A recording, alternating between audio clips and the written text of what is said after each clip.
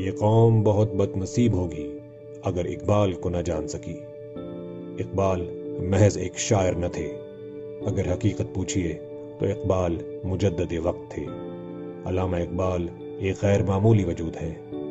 وہ صرف مفکر پاکستان ہی نہیں بلکہ امت مسلمہ کے حکیم، دانشور اور ایک ایسی صاحب بصیرت ہستی ہیں کہ جن کا دور آج بھی ہے اور آنے والی کئی صدیوں تک بھی رہے گا۔ ایران کے ملک الشعراء بہار نے علامہ کے بارے میں فرمایا کہ ہمارا دور اقبال کا دور کہلائے گا۔ تاریخ اس دور کو اقبال کے نام سے یاد کرے گی۔ پروفیسر آرنلڈ کہ جو علامہ اقبال کے استاد تھے اور جن کو اقبال آخری وقت تک انتہائی ادب اور احترام سے یاد کیا کرتے تھے، اقبال کے بارے میں کہتے ہیں، اقبال اپنے عہد کے انسان ہیں، اپنے عہد سے آگے کے انسان ہیں اور عصر حاضر کے خلاف حالت جنگ میں ہیں۔ پہلے ہم علامہ اقبال کے وجود کے ان پہلوؤں پر کہ جو آج تک قوم کی نگاہوں سے چھپے رہے ہیں بات کریں گے، تاکہ اس مرد پراسرار کا حقیقی تعارف پہلی بار نوجوان نسل کے سامنے لایا جا سکے۔ اس اعتبار سے یہ اقبال کا ایک ایسا غیر معمولی تعارف ہے کہ جس سے ہماری قوم پہلے واقف نہ تھی۔ اقبال بیک وقت ایک مفکر، فلسفی، نظریاتی رہنما، صاحب بصیرت درویش، سیاسی دانشور اور سب سے بڑھ کر یہ کہ ایک ولی تھے۔ جہاں وہ جغرافیائی سیاست کے ایک ماہر تجزیہ کار تھے، وہیں وہ تحریک پاکستان کے نظریہ ساز اور مسلم لیگ کی صدارت کے فرائض بھی سر انجام دیتے رہے تھے۔ یہ تمام کمالات اس ایک شخصیت میں کچھ اس طرح جمع ہو گئے تھے کہ اس غیر معمولی وجود کی کسی ایک جہت کو سمجھنے کے لیے بھی طویل عرصہ درکار ہے۔ انسانی تاریخ میں ایسے بہت سے لوگ آئے ہیں کہ جنہوں نے اپنے اپنے ادوار کی تقدیر بدل کر رکھ دی۔ ہمارے دور میں یہ فرد بلا شبہ اقبال ہیں۔ 1400 سال کی مسلم تاریخ کو اگر آپ مختلف ادوار میں تقسیم کرتے چلے جائیں تو آپ دیکھیں گے کہ اس میں واقعات کی ایک غیر معمولی ترتیب پائی جاتی ہے۔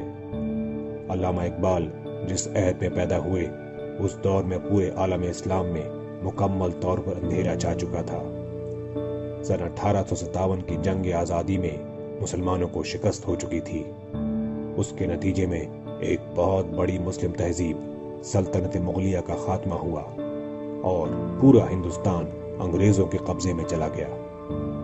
20ویں صدی کے آغاز میں خلافت عثمانیہ ٹوٹنے کے قریب تھی اور جنگ عظیم اول کے بعد امت مسلمہ کا کوئی ملک ایسا نہیں رہ گیا تھا کہ جسے مغربی طاقتوں نے اپنے نو آبادی نہ بنا لیا ہو۔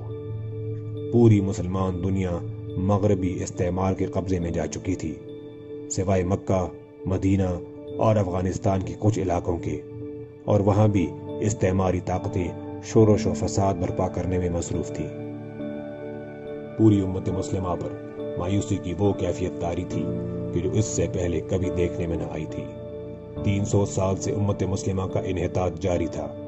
ایک طرف خلافت عثمانیہ زوال پذیر تھی، 19ویں صدی میں اسے یورپ کا مرد بیمار کہا جاتا تھا، کیونکہ یہ خلافت اب آہستہ آہستہ ٹوٹتی ہوئی اپنی موت کی طرف جا رہی تھی۔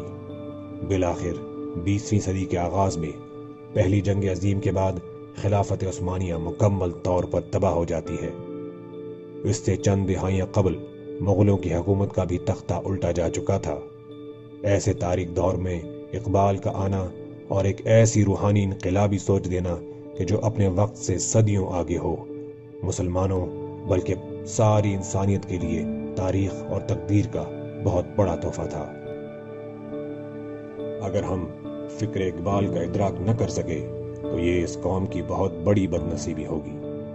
ہماری تمام جغرافیائی سیاست، تاریخ، تہذیب اور نظریہ پاکستان کی بنیاد فکر اقبال پر ہے۔ صرف ہندوستان پر ہی نہیں بلکہ علامہ اقبال کا جو اثر امت مسلمہ خصوصاً فارسی اور اردو بولنے والی دنیا پر ہے، وہ اتنا غیر معمولی ہے کہ ناقابل یقین لگتا ہے۔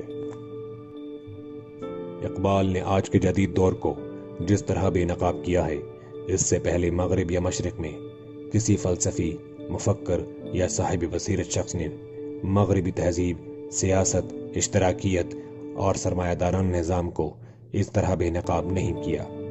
اقبال نے نظریاتی طور پر جدید مغربی تہذیب کی دھجیاں اڑا کر رکھ دی۔ اقبال نے جدید بینکاری نظام، جدید سرمایہ دارانہ نظام کہ جن کی بنیاد سود اور ربا پر ہے پر کاری ضرب لگائی۔ اپنی شاعری میں صہیونیوں اور فتنہ گر ملاؤں کو بے نقاب کیا اور اشتراکی نظام کی تو جڑ ہی کاٹ ڈالی۔ اشتراکی نظام حکومت کس طرح انسانوں کو غلام بناتا ہے اور یہ کس قدر خلاف فطرت ہے، اسے اقبال نے واضح کیا۔ اس کے مقابل انہوں نے یہ ثابت کیا کہ انسانیت کی فلاح صرف نظام شریعت میں ہے۔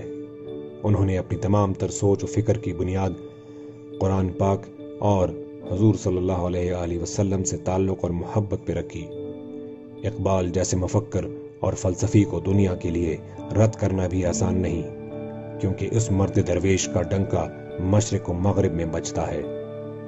عالمی استعماری صہیونیوں کی ایک سوچ ہے۔ وہ کہتے ہیں کہ ہمیں کروڑوں کی آبادی اور لاکھوں کی فوج سے کوئی خطرہ نہیں، لیکن ہمیں خطرہ ہے تو ایک ایسے مفکر اور دانشور سے کہ جو مردہ قوم میں زندگی کی نئی روح پھونک دے، لوگوں کو آزادی کی نئی سوچ و فکر دے اور ہمارے پورے نظام کو بے نقاب کر دے۔ ہم ایسے کسی شخص کو باقی نہیں رہنے دیں گے۔ علامہ اقبال بھی ایک ایسی ہی شخصیت ہیں کہ جو کفر کے پورے نظام کے لیے خطرہ ہوتی ہے۔ آج کلام اقبال کو اور ان پر کام کرنے والے دانشوروں کو قصداً نظر انداز کیا جاتا ہے۔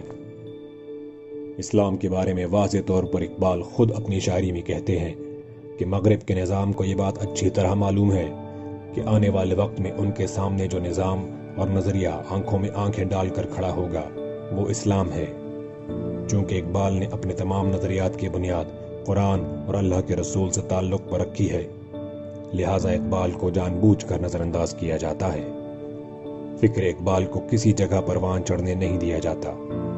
ان کی صرف وہ نظمیں کہ جو بے ضرر سی لگتی ہیں، مثلاً لب پہ آتی ہے دعا، پہاڑ اور گلہری، جگنو اور بلبل وغیرہ تو بچوں کو پڑھائی جاتی ہیں، لیکن ان کی وہ شاعری اور ان کے وہ پیغامات، ان کی کتاب reconstruction of religious thought in Islam, ان کا وہ فلسفہ کہ جو دنیا میں انقلاب برپا کرتا ہے، اشتراکی اور سرمایہ دارانہ نظاموں کے خلاف اعلان جنگ کرتا ہے، جو مسلمانوں کو حوصلہ اور امید دیتا ہے، ان کو شاہین بناتا ہے، اپنے پیروں پر کھڑا کرتا ہے، انہیں خودی، خودداری، عزت اور وقار کا درس دیتا ہے، کو یوں غائب کر دیا گیا ہے جیسے وہ تھا ہی نہیں۔